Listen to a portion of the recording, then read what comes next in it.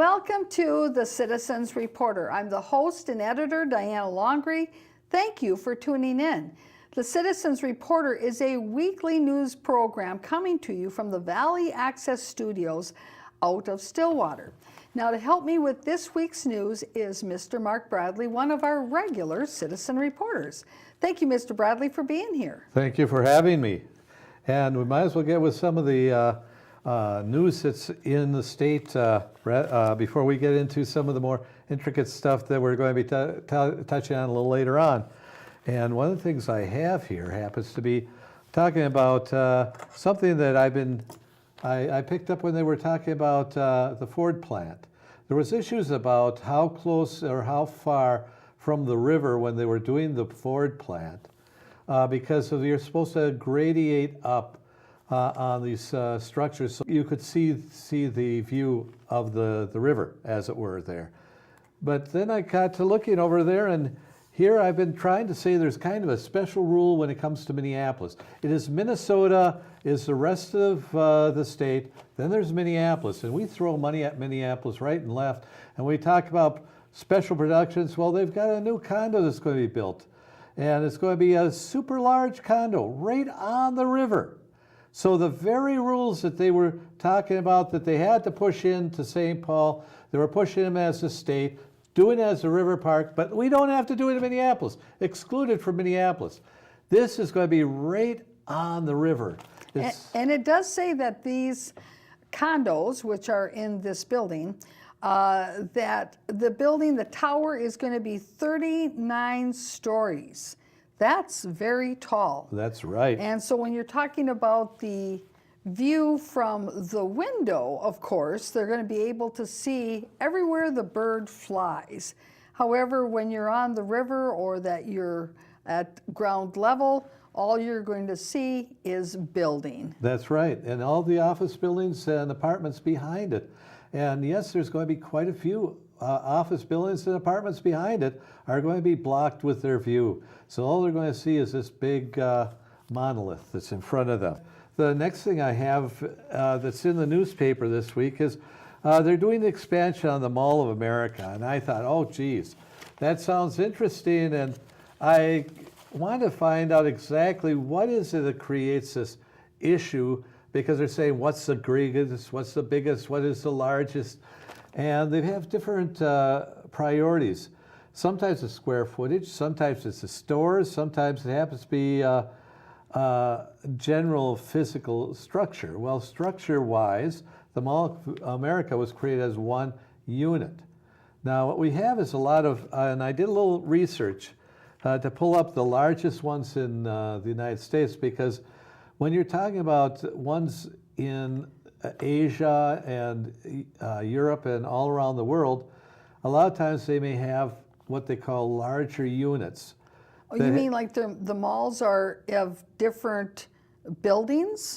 Different ilks. Sometimes it's different buildings. They have different segments to them. Sometimes it happens to be that they're created over a period of time. And it's like I'd consider one of the biggest malls then would be Las Vegas, down the gambling casino main roadway, where they actually covered over the full street there with an illuminated marquee that lights up at night. So if you're using some of these as they define them as malls, they don't really fit it, because of some of them happen to be enclosures over the street-wise.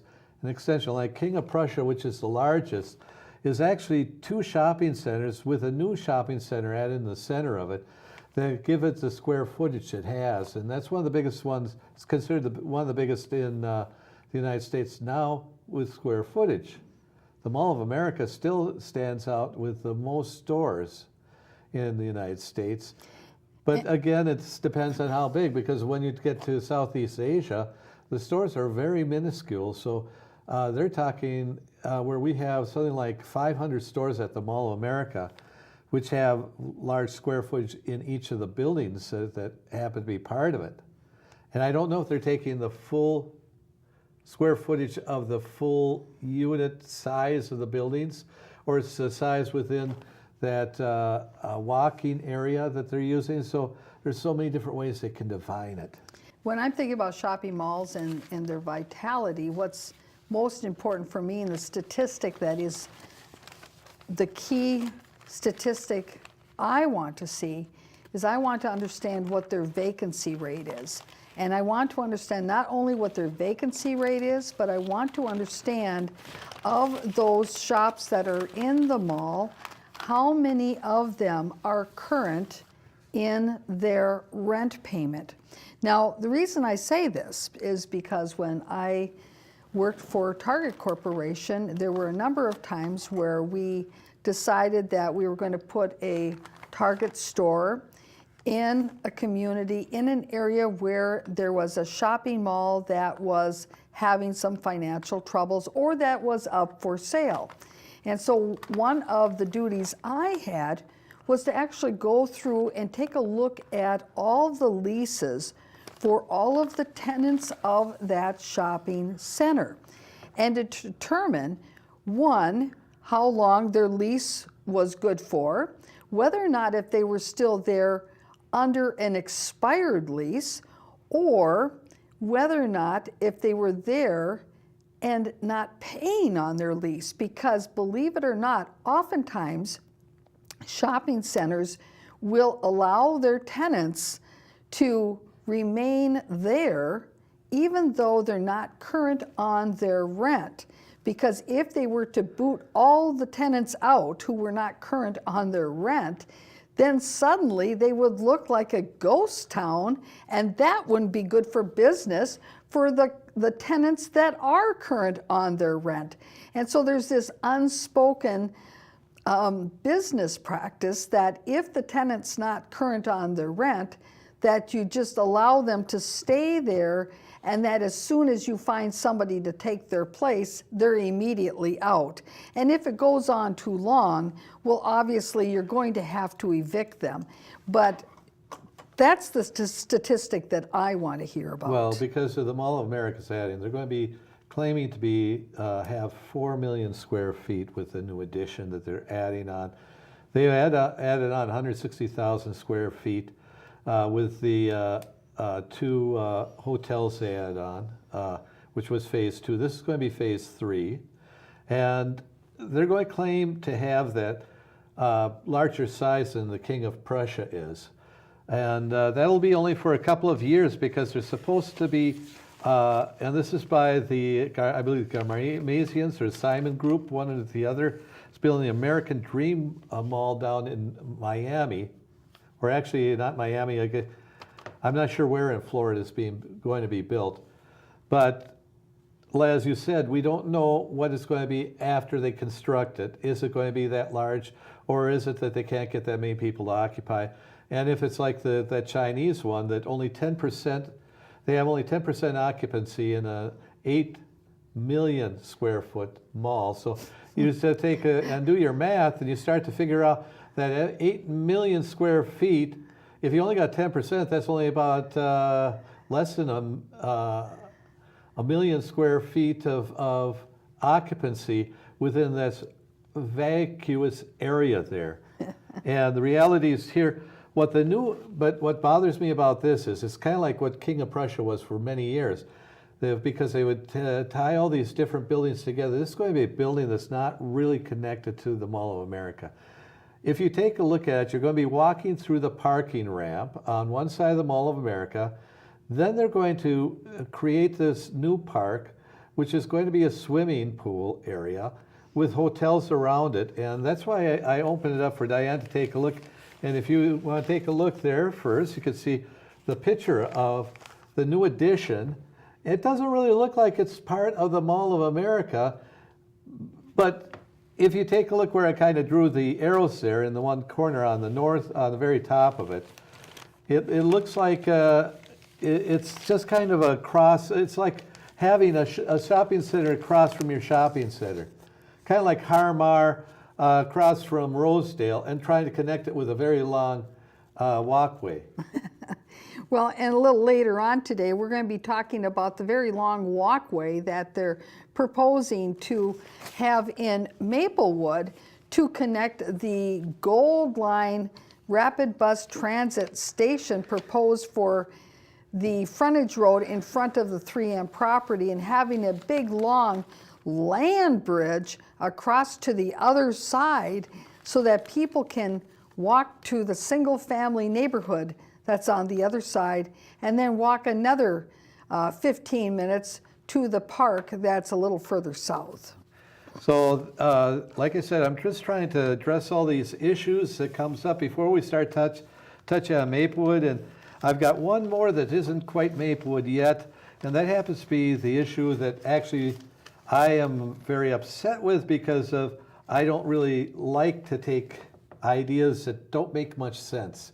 And this happens to be that Minneapolis, again, has wagged its tail and domineered the rest of the state.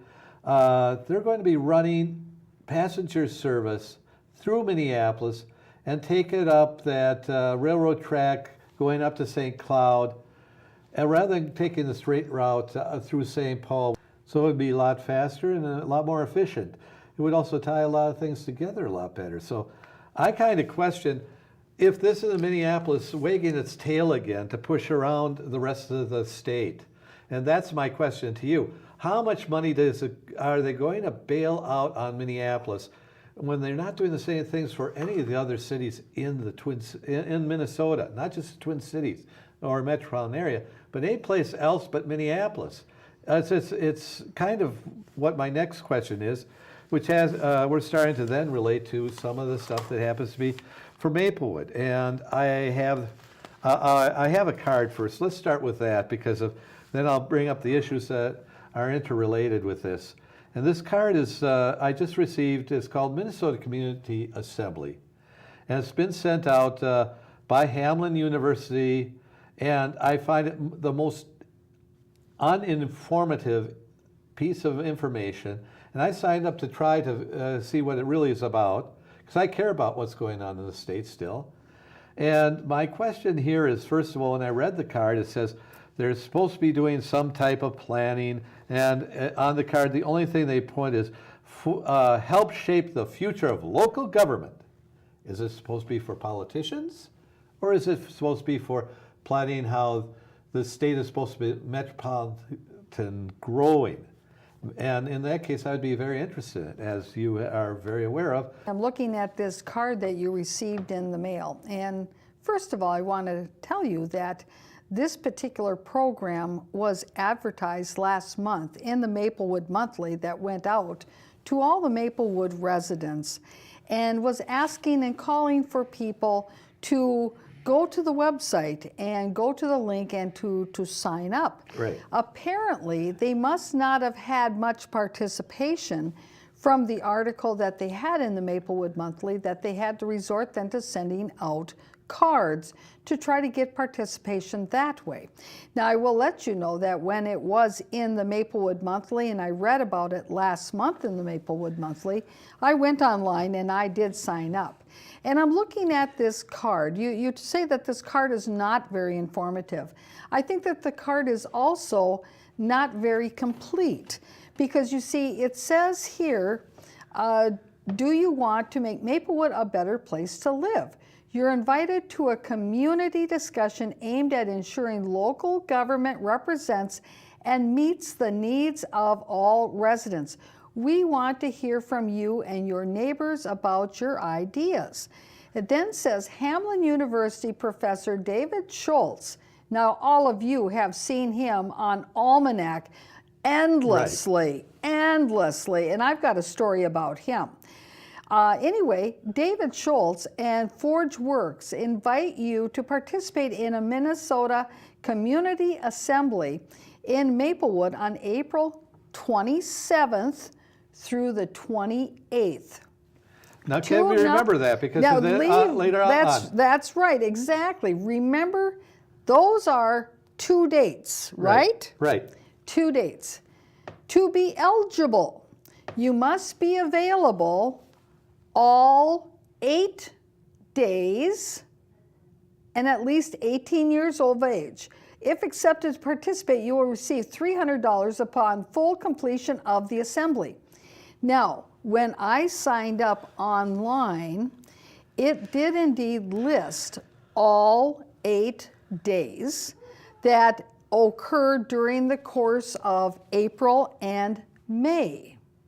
This card only gives 2 days in April. So how is anybody to know, one, is it really only 2 days and 8 days is the misprint?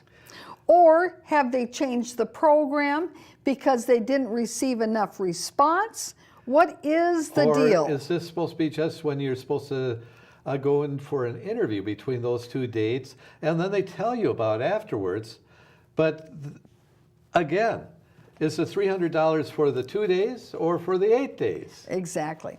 Now, I'm looking at this, how it was sent to you, Mr. Bradley. Right. It is sent to your name or current resident. Right. So they did a bulk mailing to addresses throughout all of Maplewood, a bulk mailing. So this is not actually even targeting particular special addresses or anything. This is just a bulk mail. But the question is, if they're paying $300, how much do they have in their reserve? Because the fact is, they probably aren't going to let everybody in. Or are they going to sort out people they want to be there?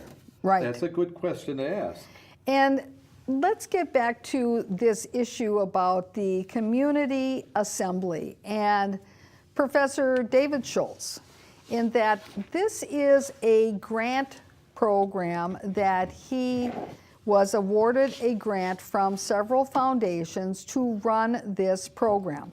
Not only is it in Maplewood, but there's also a number of other communities in the metro area where this is being conducted.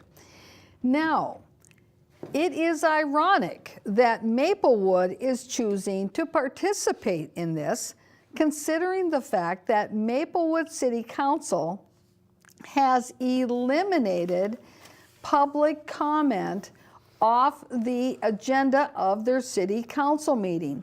So all of this talk about, we want to hear from you and your neighborhood about your ideas, is disingenuous and inconsistent with the actions of the Maplewood City Council.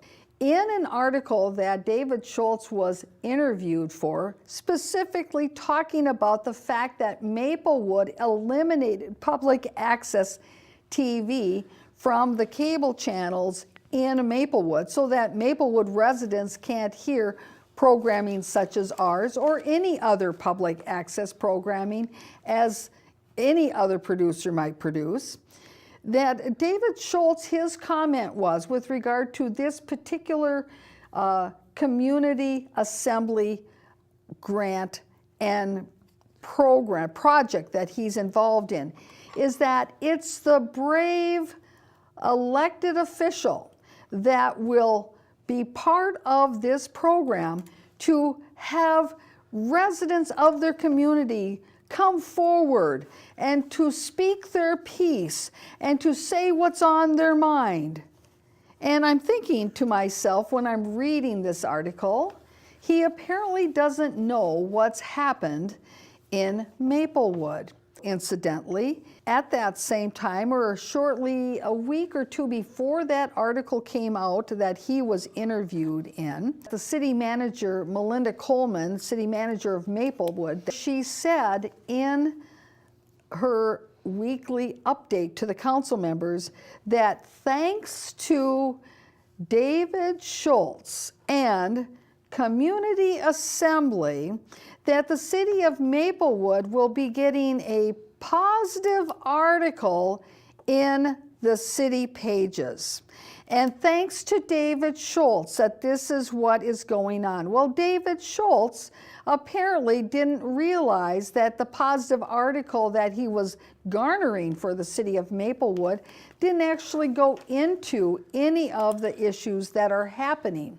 Now, I too was interviewed for that article, and the reporter wanted to know what my thoughts were on the elimination of public access TV and public access in general for the residents of Maplewood. And I told him that it's a way to isolate the residents of Maplewood from each other so that they have no way as a community to communicate on a grander scale with each other and with their own community and their neighbors.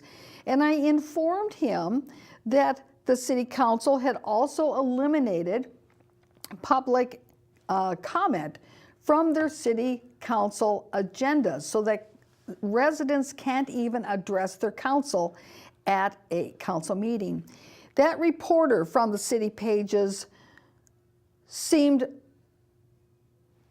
to care less about that. Now, of course, the media should care greatly about that. He asked me if there was anything else going on in Maplewood that I didn't think was going quite right.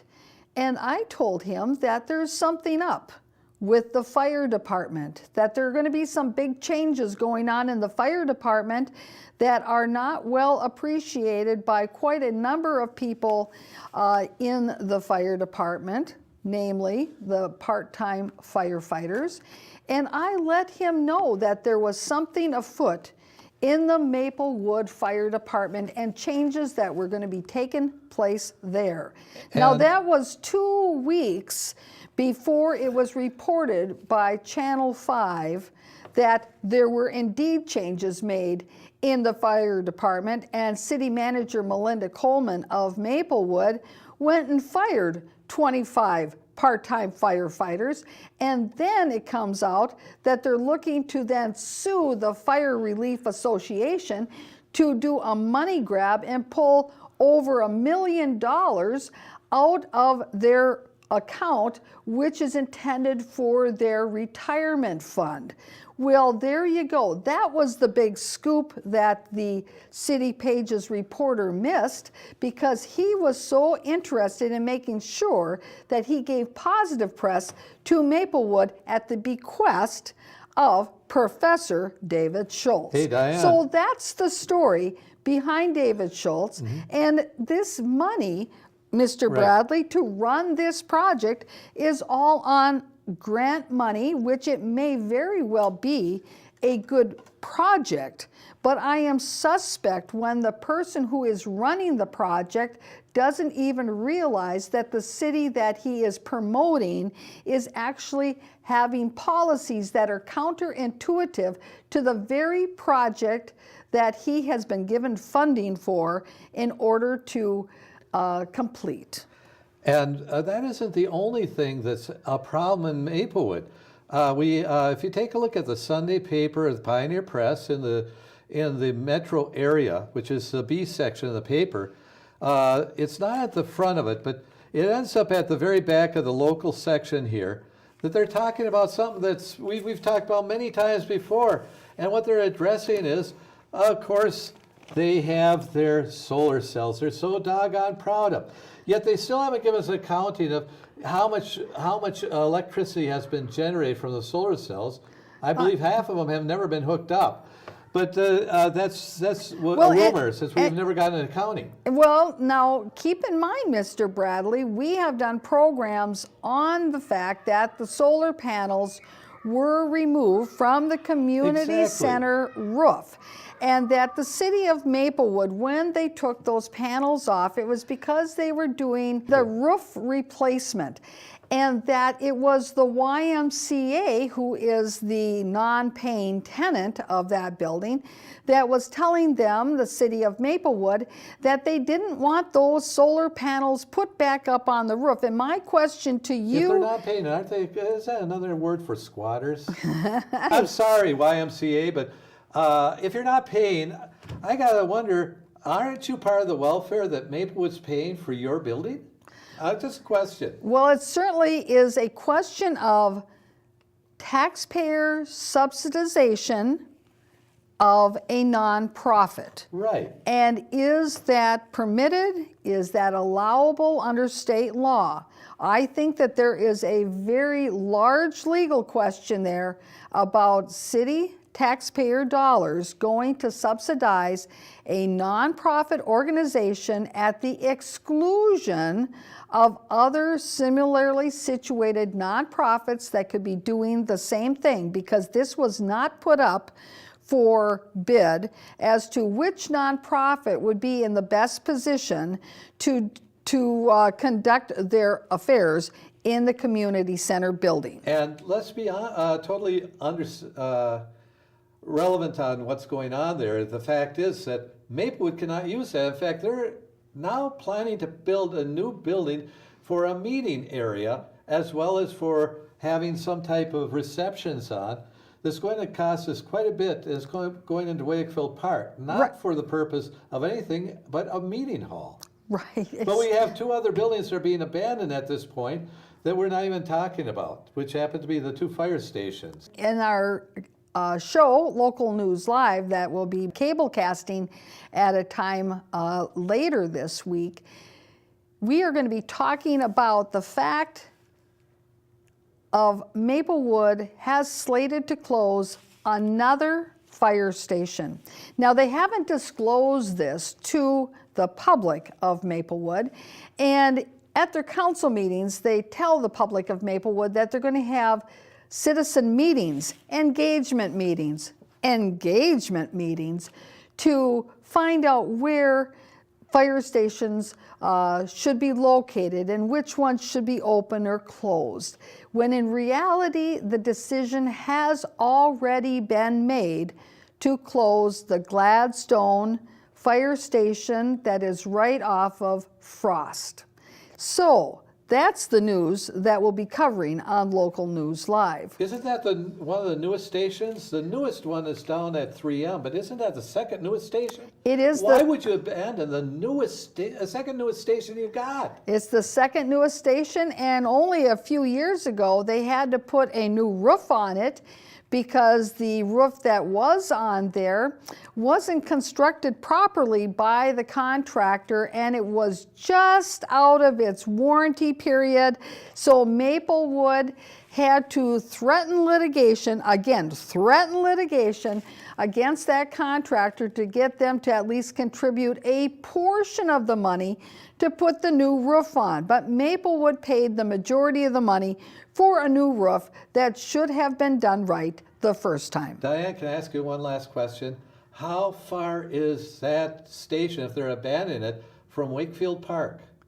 Less than a mile? Less than a mile. So why are we building a building for a reception hall if we have a building that's going to be abandoned anyway that would be a great reception hall? A question I'm just asking, a little logic in our city management would be really acceptable. And then I've got one last article to talk about. Yes. And this one happens to relate to what we're going to be getting into. We're talking about transportation, light rail and all that at this point, but in St. Paul, there is no real light rail, except for servicing the trains, as far as I'm concerned. It comes from Minneapolis, stops in St. Paul at the service garage, and there is nothing there except for bus service. Now, what my point I've been trying to make for the longest time is when you're looking at it, you also have to take a look at what's coming out. And the biggest issue that's coming out right now is something called the autonomous car. What does autonomous mean? It means driverless.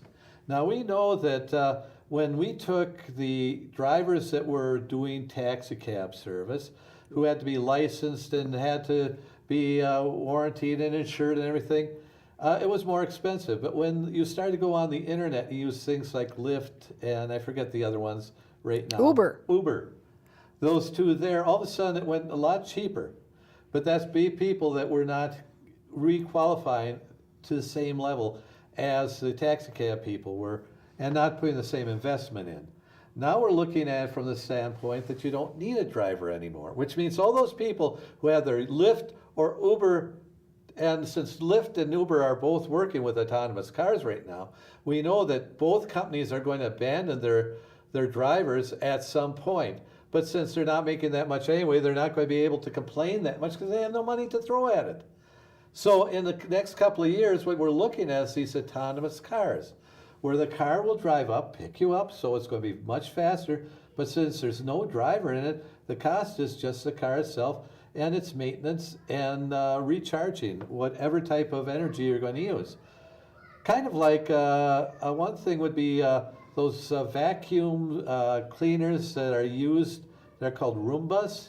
Oh, yes. Remember they dock into a station And what I'm looking at is, and this is a point I was doing with a friend I was talking earlier, is I'm looking at that if we look at the shopping centers, rather than this giant one we call the Mall of America, we had started with, if we looked at the Dales as being central core areas, kind of like a tree, you have to have your central trunk, and then you have your things extend out. So these shopping centers would be kind of extensions out, and you kind of connect each one on a transportation route. That makes sense to me, and it would take a lot of vehicles off the road, because you'd have mass transit on these heavy used units, like the bus service or light rail.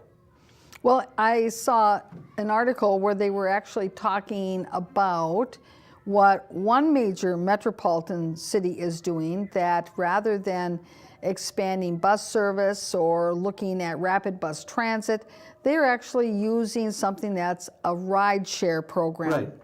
That's coordinated using vans. And certainly if you had autonomous vans, that would be another way that you could serve the transit needs of your population. That would be much more flexible given what people's schedules are, where they live, where they may want to live, where their jobs may or may not be in the future.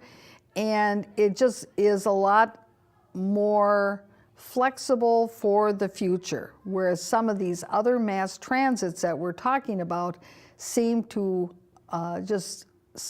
they are set in stone. Right, and this is where, when you're looking at that, I'm looking at what's it's kind of like the George Jetson mentality. You know, remember that little cartoon where he was in his own little unit there they could putz around in? I think that's what I'm looking at with this. We've been talking about mass transit and spending massive amounts of money. We're going to be having these bus stop areas that don't make any sense. Now, last week we had talked about the Gold Line and had an update on the Gold Line based upon the workshop that was held at the Maplewood City Council meeting, where they had their consultants in to talk about rapid bus transit stations and what's an ideal station to look like, what are the aspirational goals, and how to establish a rapid bus transit a station, and where to locate it. Well, in Maplewood, the Gold Line rapid bus transit station is slated to be placed along the frontage road of Interstate 94 in front of the 3M corporate headquarters. Now, last week we showed the diagram of the overlay of the land and the plan, and you could definitely see that for the most part that location meets none of the aspirational checkpoints, check marks of the rapid bus transit station location best practices. It also misses the point of having anybody from Maplewood speak out against it because of the area they were talking about, which was a half-mile wide. They showed the circle there, if you were able to see it last week. The circle showed that that was mostly a business area for 3M and a park area. That's right.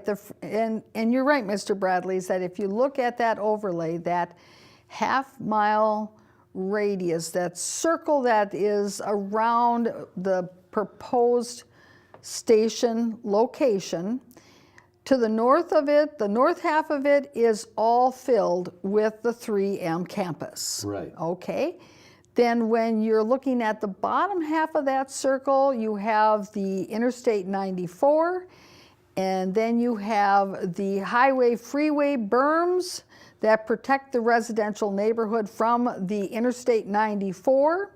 Then you have the single-family residential neighborhood that's directly on the other side of those highway sound barriers. And then on the other side of that, if you go a little further west from there, Then you finally get to the parkland that they are hoping to connect up with. Now, we have additional film footage from that workshop that we want to continue with the discussion of their presentation at the workshop. So before we do that, though, I want to share, Mr. Bradley, with our viewers that Maplewood has one more money grab in mind. Now, keep in mind, recently, Maplewood, the city of Maplewood, they sued the Ramsey Washington Suburban Cable Commission for over $1 million because they felt some of that money held in reserve with their partners that, remember, Maplewood left the Joint Powers Agreement. They left their partners in the lurch, and now Maplewood says, well, part of your money is our money, so we want over $1 million.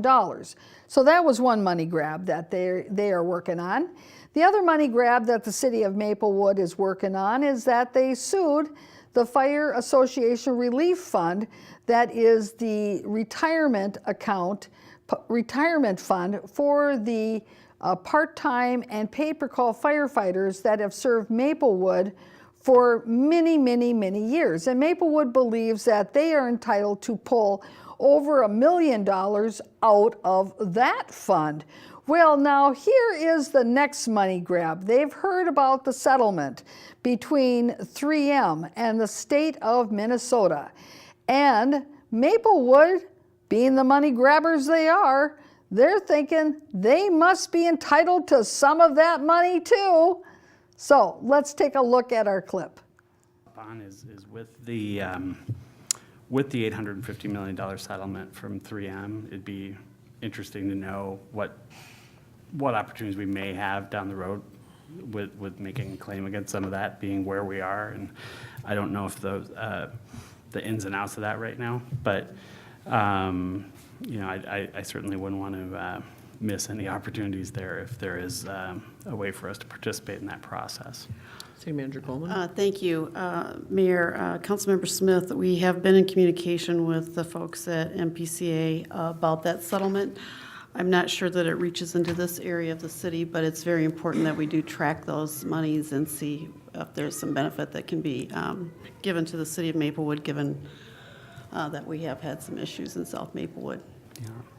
Maplewood is thinking, well, if there's settlement money to be had, we'll give them our best pitch and see if we can get some of that money too, when in reality, Maplewood is probably not affected at all. That the issue that is in part of the southern middle part of Maplewood, where there are indeed venting poles that are in the ground, those vents are there not because of 3M.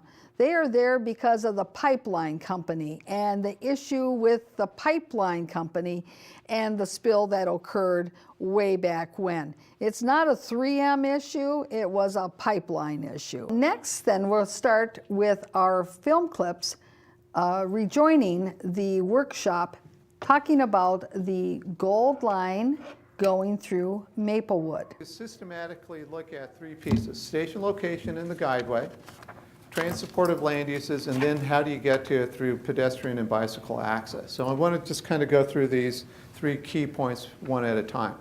So starting with transportive land uses, we know that you guys are going through your comprehensive plan rewrite, and you've identified some uses within this station area. We've marked those on it. Unfortunately, there aren't any within that quarter mile, but there is one at the intersection of Century Boulevard and Brookwood Drive that we need to keep in mind as we look at connections. So that site isn't a key site in terms of BRTOD because it's not at the station, but it is important that we do have some connections to that. So that's something that we need to think about. Let's bring that map back up. When we're looking at this, you see that first inner circle. This is what we looked at last week, where that's the quarter-mile radius around this station.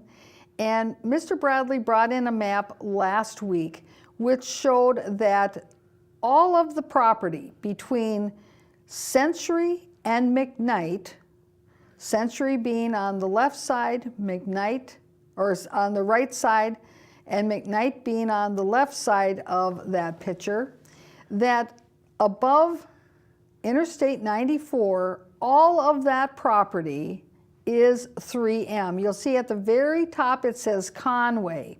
Well, there's even 3M property north of Conway. So that gives you an idea of what is the makeup of the land uses in this area. If you look south of Interstate 94, you will see the streets.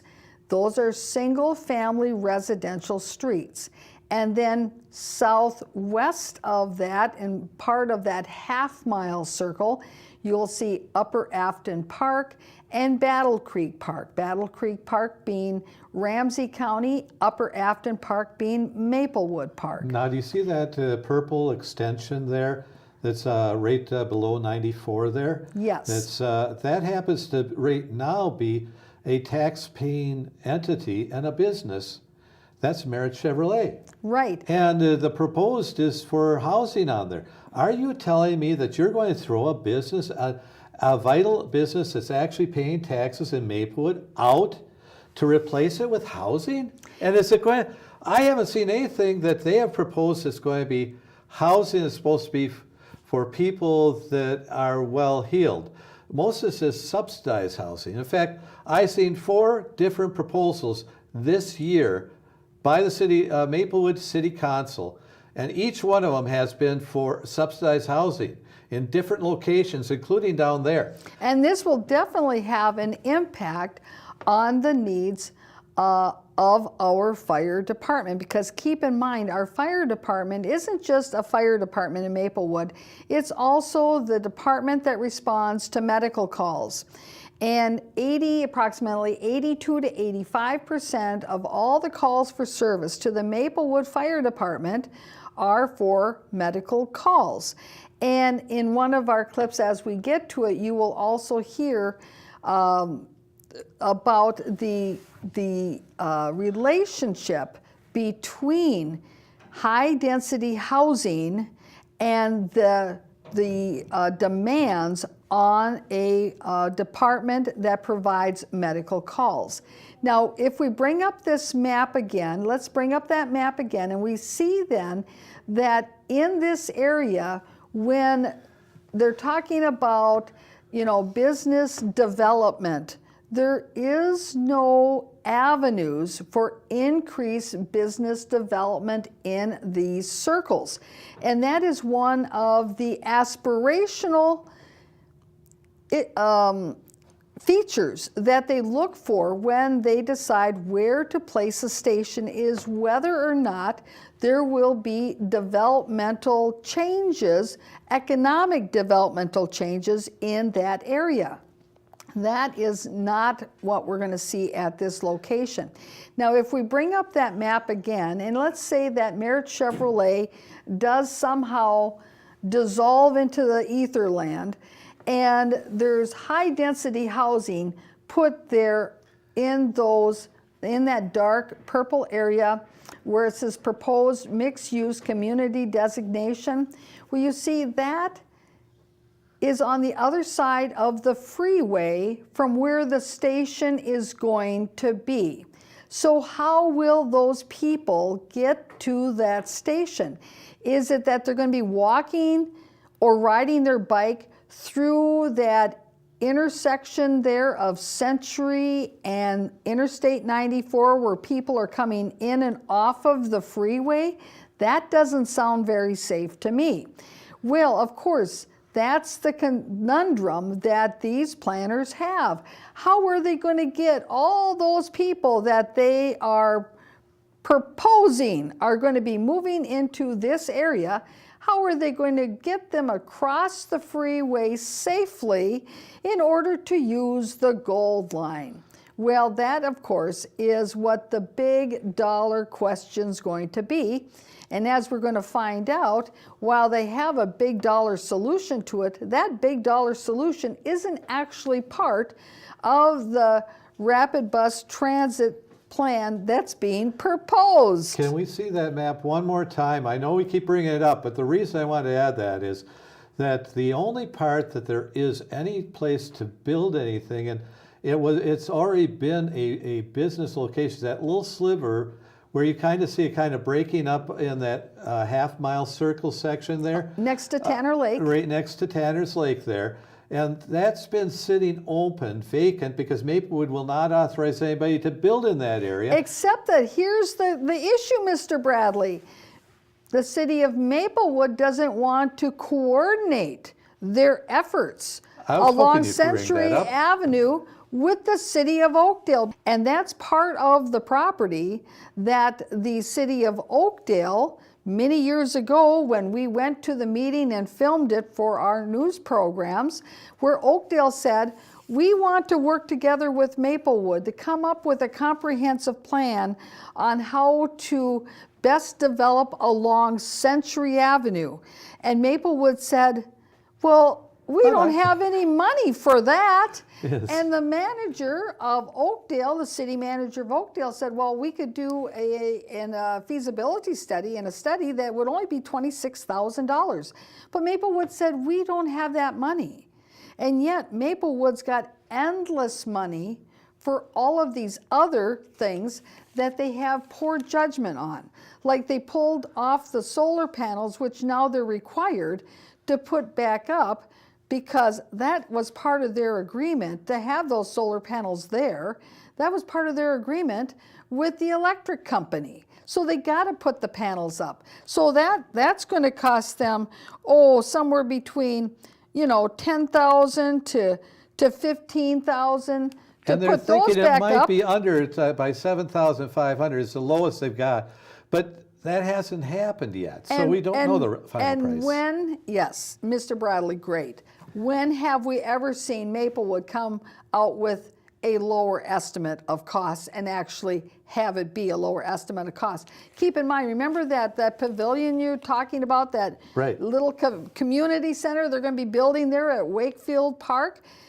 Initially, the council was told that was going to cost them $2.5 million. At this latest city council meeting where it was finally approved, it is now $3 million.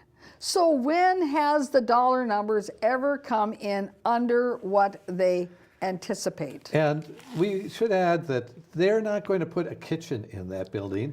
They're going to put in outlets for you to use your stuff and some end post connections.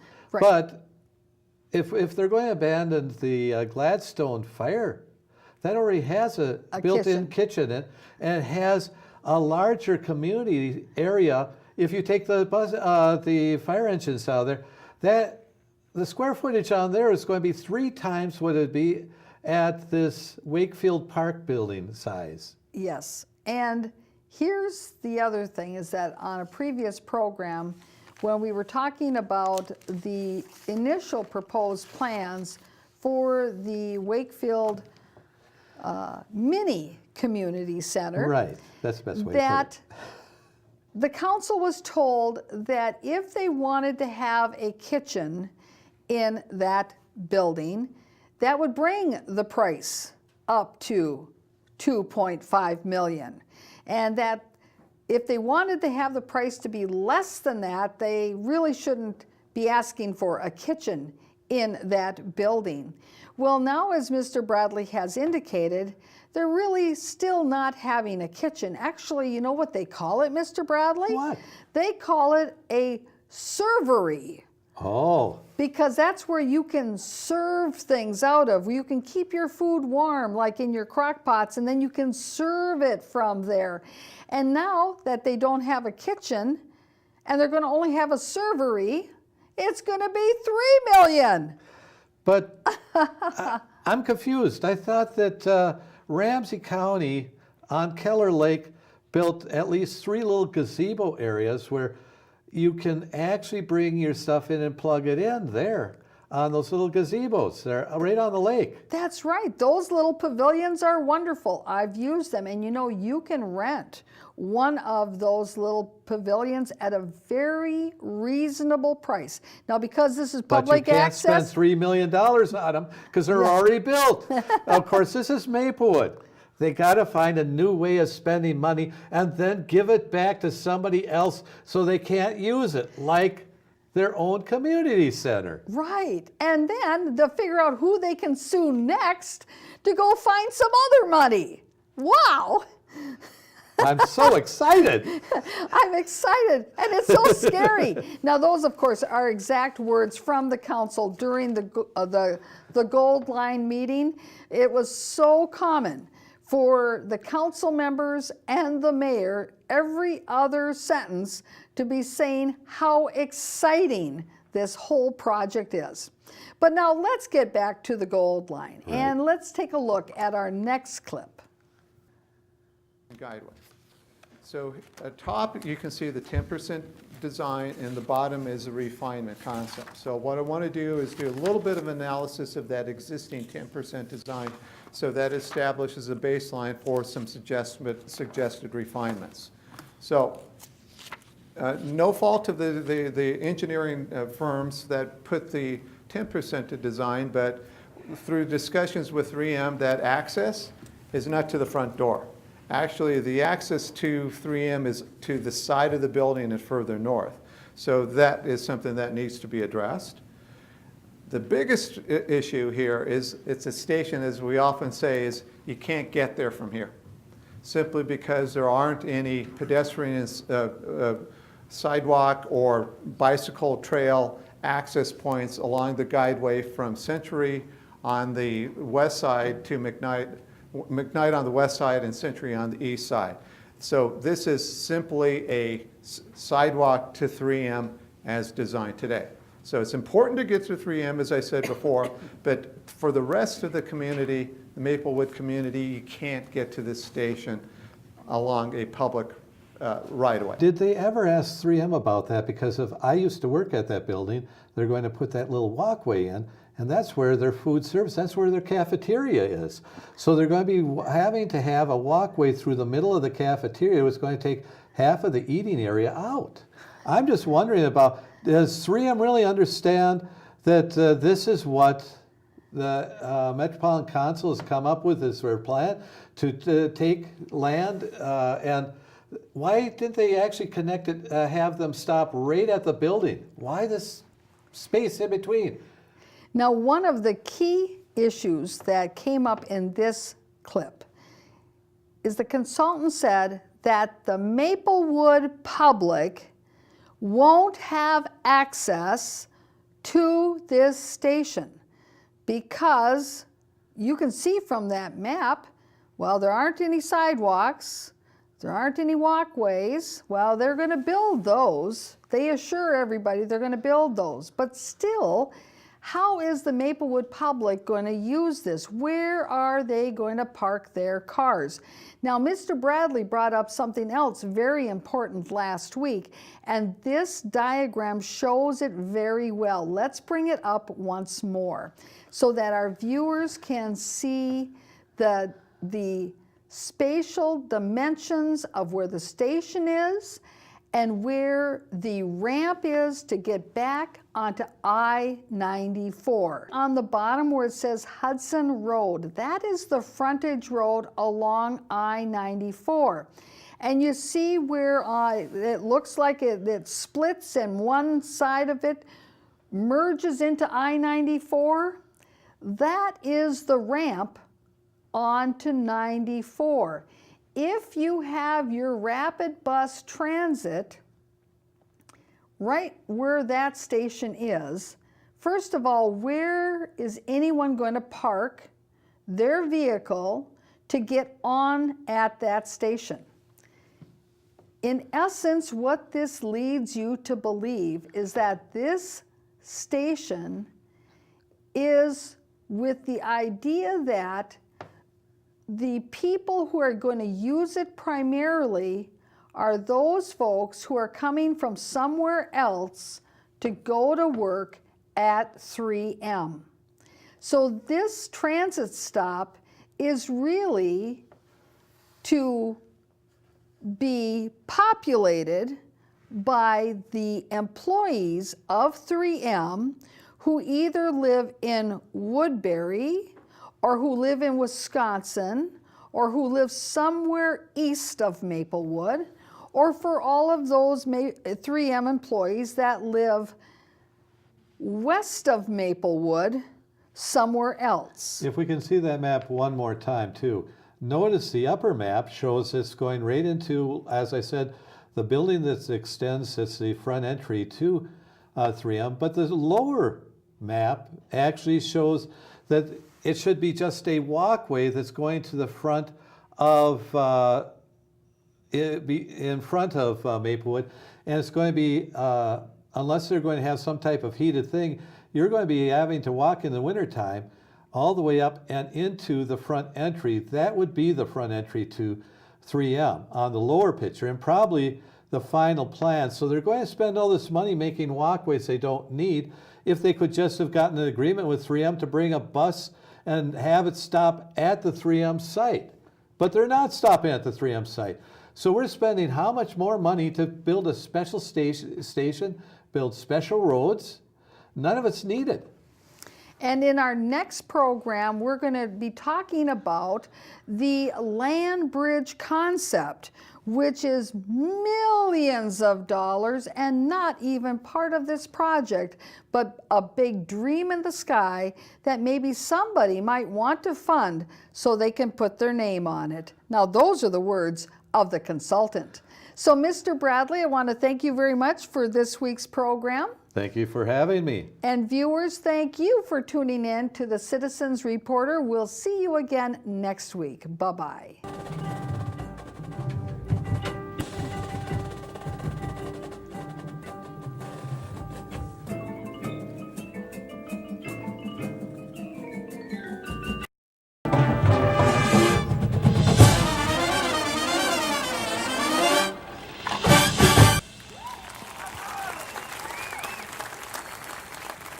A simple bridge may not be the best approach. So what I want to do is talk to you about that. We also got support when we earlier talked to the community about this direct connection. So this isn't a top-down idea, but this is something that is really percolated from the community itself. So that direct connection was identified and supported by the larger Maplewood community who's chimed in on this station area. This is a bridge that on a station that we worked on in Denver. And so this is great. There's nothing wrong with this bridge because it provides access from one side of the freeway to the other. And you can see another view of how that works.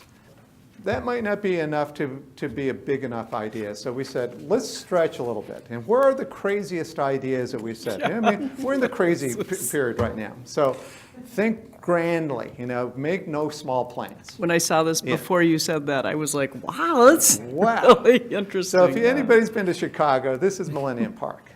And so, it's not a small idea.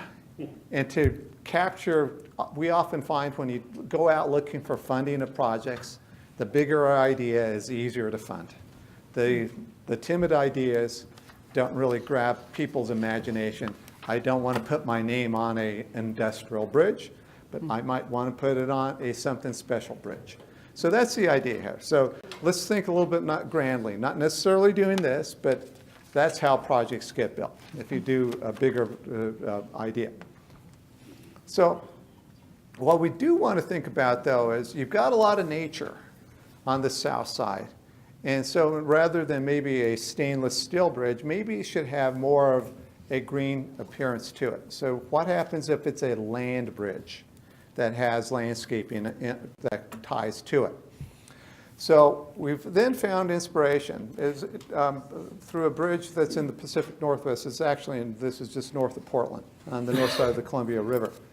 And for the 2005 bicentennial of the Lewis and Clark Trail, an architect named Maya Lin, I don't know if you're aware of her, but she was the designer of the Vietnam Memorial in Washington, D.C. the black sliver that goes down into the grain. She did a series of 5 installations, and one of these is a land bridge. And the idea here is, as you go over the bridge, you're not aware of the bridge, but it feels like you're going across a piece of land. So essentially, it disappears.